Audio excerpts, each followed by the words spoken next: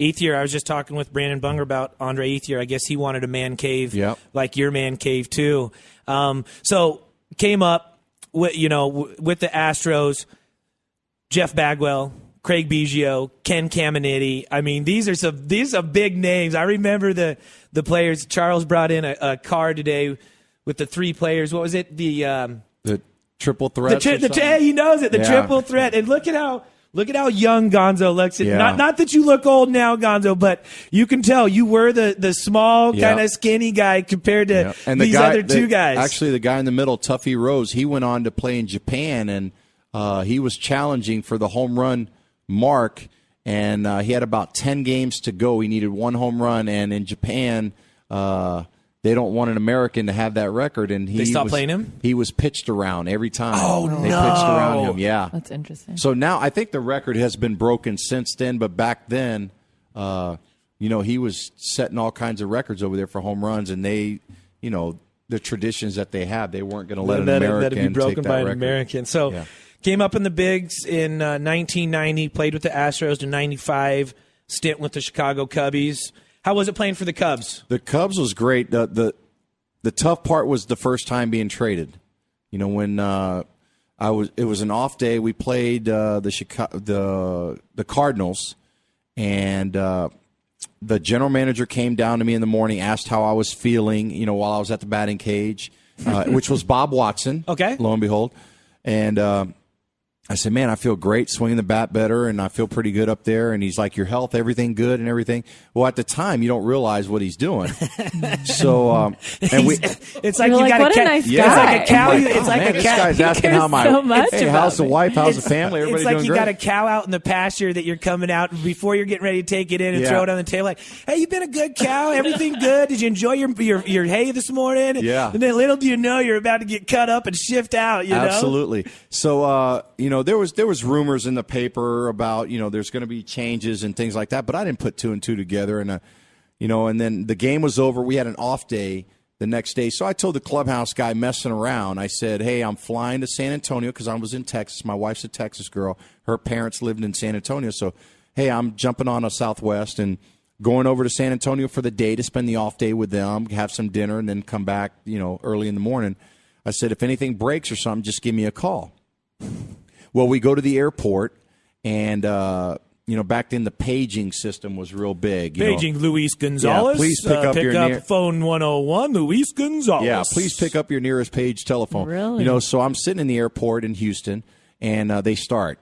Well, Luis Gonzalez, please pick up the nearest page telephone. And my wife's like, hey, I bet they traded you. They must have traded you. And I'm like, nah, it's probably somebody in here recognized me, and they're just playing a joke on me, because they used to give those goofy names. Yeah, oh yeah. Salmonella. Yeah, Salmonella.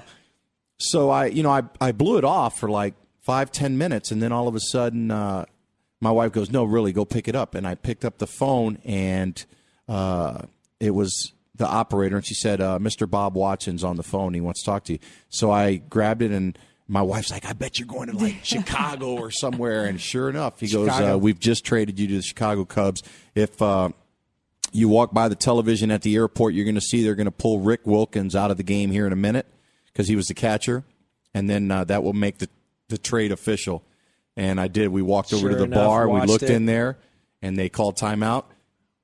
Pulled him out of the game, and next thing you know, I was going back to the clubhouse, shed a lot of tears with the kids there. Because, you feel like once you get somewhere, you're going to be there forever. And, I was one of the young kids that came through the system. And then the next day, I got traded that day, probably at about 6 o'clock at night. I was on a 6 a.m. flight heading to Chicago, and I was in the starting lineup for a 1 o'clock game. That day. It's business. It is absolutely. You've seen the movie Moneyball. It's business. It's just there can't be any emotion. All right. Unfortunately, I wish we had 4 more hours, Gonzo. I know you're a busy guy, but I want to get to the Arizona Diamondbacks. 2001, Diamondbacks have a good regular season, make it into the playoffs, make it to the World Series. Everyone's rooting for the Yankees because of 9/11 and this and that, and we're the complete underdog. I mean, we're the team that Arizona's got a baseball team. They're called the Diamond. What's a Diamondback? And so I really just want to fast forward to the bottom of the ninth, game 7. You got a runner on second. You got 2 outs. You're leaving the on-deck circle, heading up to the plate.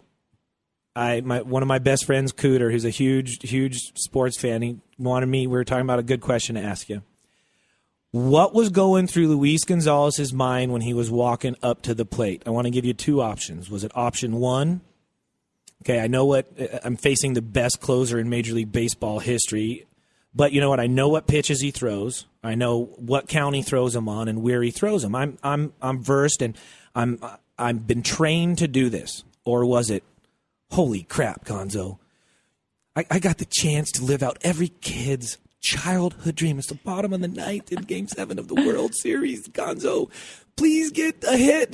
Don't strike out. What was going through those 2 ears? You only have 2 options. I only give you 2 options. Or you tell us what it was. It was both, actually. Don't screw this up. See all of the above. Yeah, it was, you dream about, for me, actually, when Counsell was at the plate, it was second and third, 2 outs. He's up at the plate. And I was thinking, okay, where do I want to go when he gets this hit to be on the cover of that Wheaties box or whatever? In the background. Because as a kid, you dream about being in that spot or that situation. And then when he actually got hit by the pitch, then all those thoughts went through my mind. Oh, my God, this is what I've dreamed about as a little kid. And Joe Torre goes out, draws the infield in, and I had more time to think about it. I'm thinking, more time's not always good. I'm thinking, man, what is my family doing? My wife's in the stands. Is she going crazy, nervous? So you're thinking death? About that. I'm thinking about everything else but the task at hand, because I'm, and like we talked about earlier in the show, my mom and my grandmother and everybody, so much pride over there. If I get this hit, they're going to be heroes in the hometown. If I don't, they're going to board the houses up and not the blame Gonzalez's are banned from South Florida. So, when you get in the batter's box, everything just went calm. You think about, I've done this before. Don't try to do too much. Just stay within yourself. Yep. The inning before, he struck me out. Yep. And I said, you can do this. You can do this. And then, lo and behold, I got just enough of it to go over Jeter's head. And then that whole time, I'm running down the line thinking, oh, my God, this can't be happening to me. I can't believe this is happening. It's an out-of-body experience, and you don't know how you're going to react. And then you look back at the tape, and you're jumping up and down like a little kid. I love you jumping up and down. Like, I don't know what I would do, Gonzo. I would be doing somersaults or something. I don't know what I would be doing, but I just want to thank you on a few different levels. One, thank you so much for coming on the show. I know you're a very busy man. You give a lot of your time back to the community. Number 2, thank you as a sports fan, and thank you as an Arizona sports fan. You were instrumental in bringing the state of Arizona our only major sports championship. You are the most iconic Arizona athlete ever. And lastly, I just want to thank you for being a good guy. I want to thank you for not being one of those athletes that we hear about on the news and this and that got arrested or did something. Every time you hear something about Luis Gonzalez, it's followed with something positive. I appreciate that. It's followed with something positive, and we need more people like you, Gonzo. Well, that's why I hang around with Dave Pratt and more people like Dave Pratt, and just more good people in general. You guys, hey, this is Lifeness. I can't believe I made it through the show without stuttering or drooling or reaching over and giving Gonzo a big hug or something. But big thanks to Gonzo. Big thanks to Dave Pratt. You guys, what a great show. What an awesome show.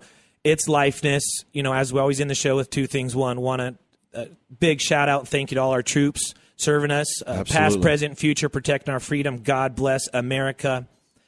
And again, big thank you to Gonzo. Keep doing what you're doing, Gonzo. You're a great guy. We appreciate you. Remember, you guys, it's Lifeness. Live the life you love and love the life you live. God bless. Go make it a great day. Thanks, Gonzo. Thanks, Logan.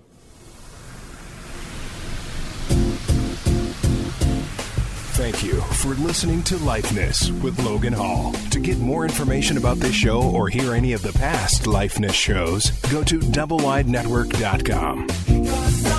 Clap along if you feel